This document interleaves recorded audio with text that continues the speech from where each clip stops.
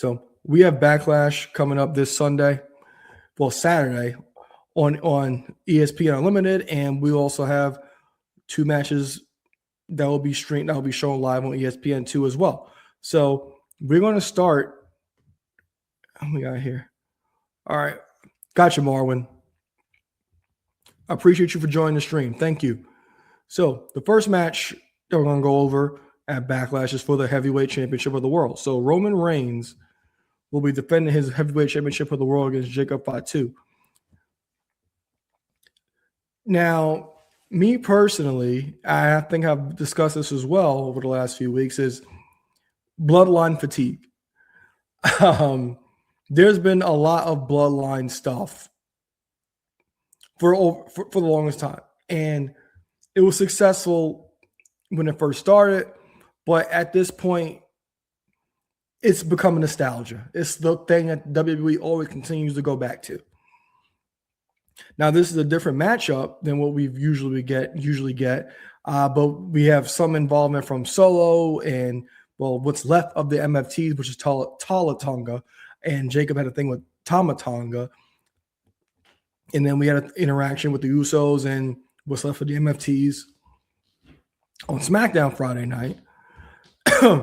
And we're seem to be back at somewhat of a bloodline story because it's about the family again. Now, I'm not mad about the whole Roman Jacob storyline, because I think they're actually really good, because if you've been following WWE, you know Jacob Fatu's story, how he was homeless, he was struggling, been to jail. Drew McIntyre told a lot of this story in their feud. And at this point, Jacob Fatu is not saying he doesn't want it. He needs what Roman Reigns has. He needs the money. He needs the title. He needs the shoes. He needs the Rolex. Everything that Roman Reigns has, Jacob Fatu needs. And the way that they're telling the story with the tongue and death grip of how, and putting it over how it is one of the most dangerous moves in wrestling, and that's like basically a forbidden move. You pull that out when necessary, fits right in with what Jacob Fatu is selling. He's saying, "Look, Roman, I need what you got, family or not. I need it." And he'll do whatever he has to do to get it. And it's a short turnaround. I wish the story was going on for a little longer, but I like where we are at this point. I think this match is going to be awesome. I think that Jacob Fatu will take Roman Reigns to the limit. I do not want to see any involvement from Solo and the Usos, but I know I will. But this match is going to be great. I'm really looking forward to this match, and I cannot wait. I think ultimately Roman Reigns does retain the heavyweight championship of the world. Acknowledge me. But I also said this summer will be the changing of the guard. We will see Roman Reigns in the ring with the new faces. Jacob Fatu, they've had interactions in the past, but Jacob Fatu will be the first one a part of Roman Reigns' summer run, where Roman Reigns faces his new talent and WWE begins to build for the future. So I am going with Roman Reigns to retain the heavyweight championship of the world. Next up, Seth Rollins and Braun Breaker will go one-on-one at Backlash. We have Braun Breaker return from injury at WrestleMania. He called Seth Rollins his match against Gunther. And I'll say this again, this was a built-in story over the last few months. Both guys ended up getting injured in the process. I personally thought that they would have went one-on-one in an unsanctioned match. We did get an unsanctioned match, but it was not between these two men. Seth versus Gunther was a complete banger, and I thought the inclusion of Braun Breaker was inevitable, and actually did happen. It also added to the match because it helped. It somewhat protected Rollins from that match from Gunther, because that match was awesome. And I will say this about Braun Breaker: with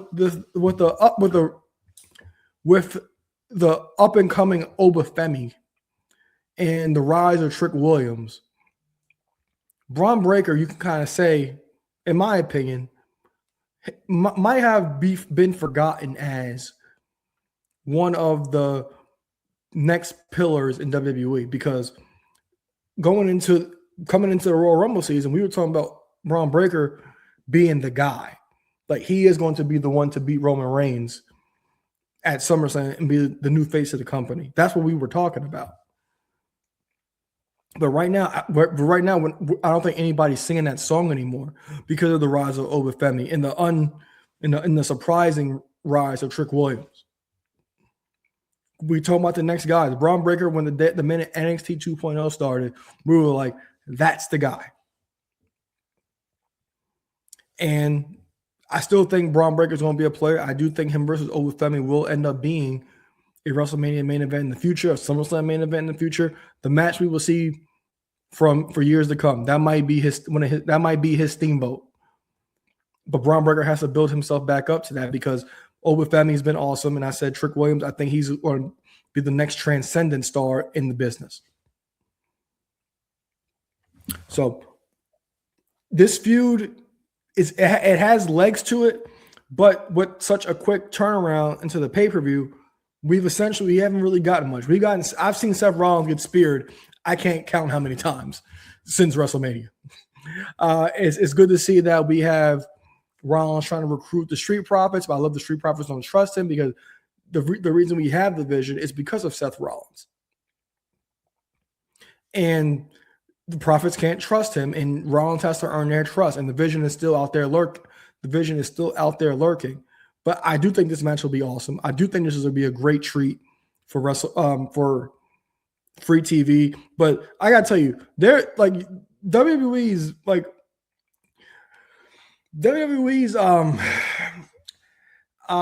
me try the right word.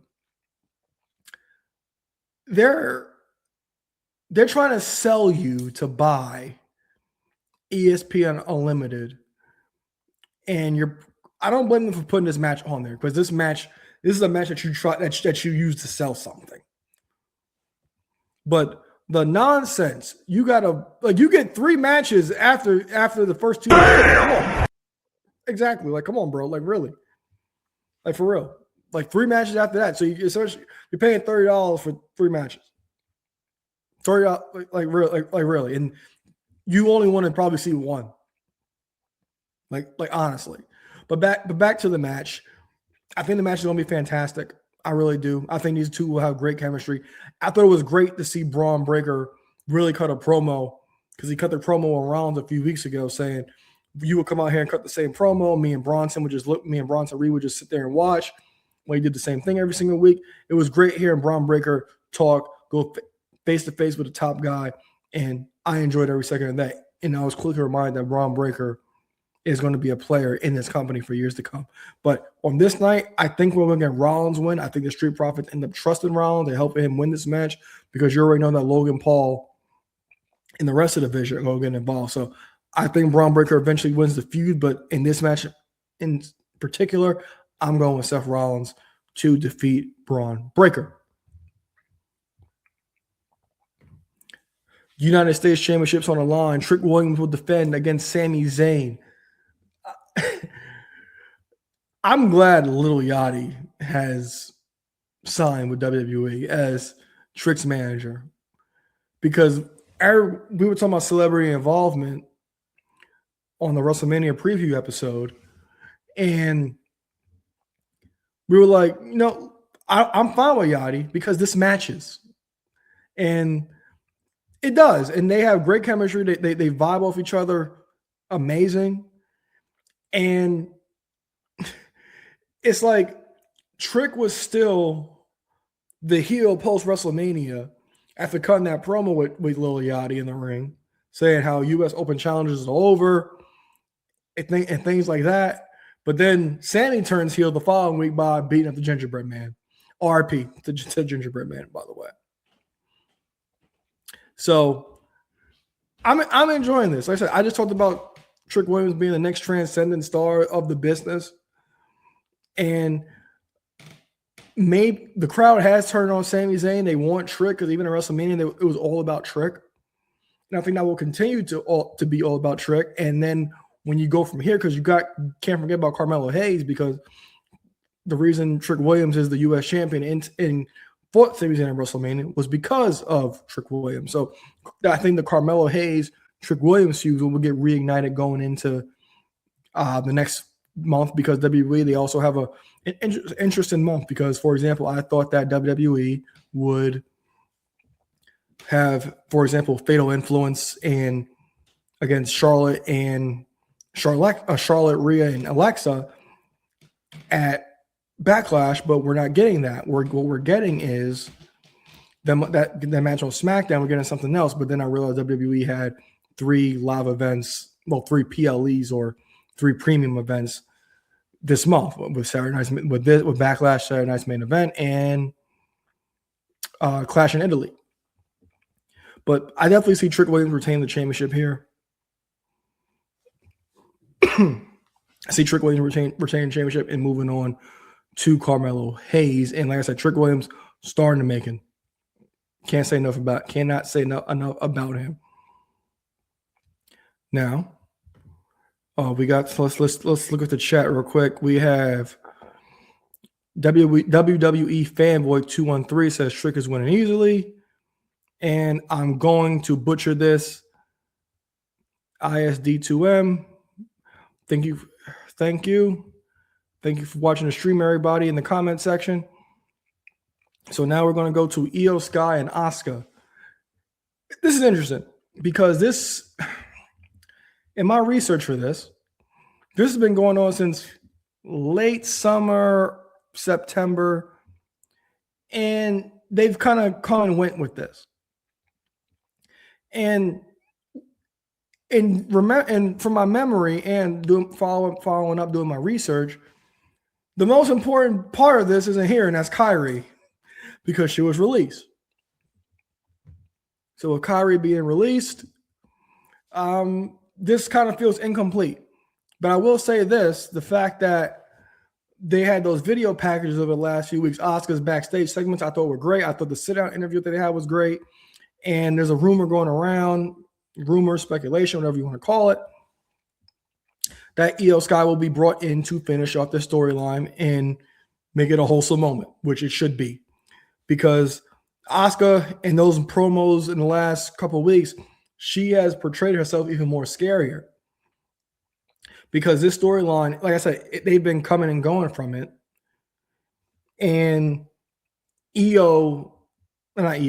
Kyrie was terrified of Asuka. Even like they won the tag titles a few months back, they would drop them to Rio. But it's like, all right, we're back to this now. And I'm looking forward to this match. One thing I always do like in these feuds are when you speak a different language between two people and that you speak your native language. I always do like that. Like I talked about that in the Stephanie Vicaire and Liv Morgan thing with the inclusion of Dom and Stephanie Vicaire not having the best speaking background, and integrating Dom, and Dom will be able to translate to Liv what she's saying. And then Liv started taking shots at Stephanie in Spanish. So I did enjoy this back and forth between Asuka and Io. And I think this might actually be an underrated match on the card. I really do. I think there's a lot here that we can go off of. And I think that we will get the return of Kairi Sane for the night. And I think Io Sky will get rid of Asuka at Backlash. So I think this is the match that we all should look out for during the weekend. And I'm looking forward to this match now. So I'm going to go with Io Sky to defeat Asuka. And the final match on the card, there is no reason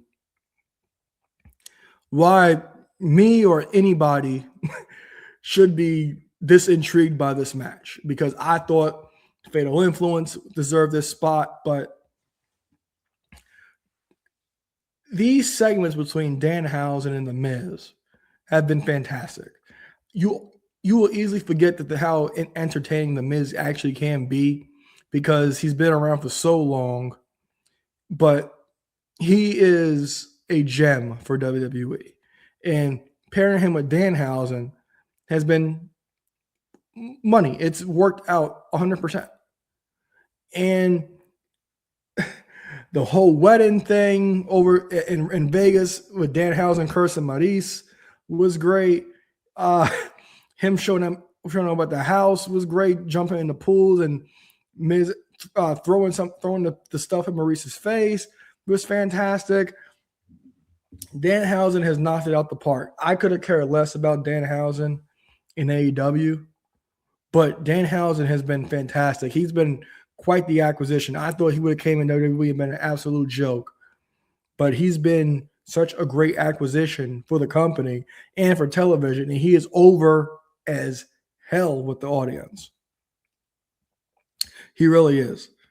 And I can't get enough of Danhausen. Now, he is having a mystery partner, and if you do not want to know who his mystery partner is, because there is a rumor going around from a valid source, I would say, that if you don't want to know who his partner potentially could be, just put me on mute for a second. But reportedly, it's CM Punk, and I think that'll be actually good, a good pairing and a fun pairing for the night. So that's what that's what I have to say about that. But Danhausen definitely been great. Danhausen's been excellent. I can't say enough about Danhausen. He's been fantastic, and he's put a smile on my face. He's made me laugh, and everything he's actually done. Also with the Stephen A. Smith thing with the Knicks and things like that, I've enjoyed that. Knicks up 2-0, by the way, and he also uncursed the Knicks last week. I had a comment about that, and yeah, I recorded that clip before he actually uncursed the Knicks, and he got paid for it. So I'm gonna go with Danhausen, his mystery partner, to defeat The Miz and Kit Wilson. Yeah, it would be cool if it's Joe Hendry, but I do not think it is, WWE fanboy. All right. So I think that's all for Backlash, guys. That is everything. We went through the entire card. Thank you, everybody, for watching. Thank you for everybody commenting. I really appreciate it. It really means a lot when you guys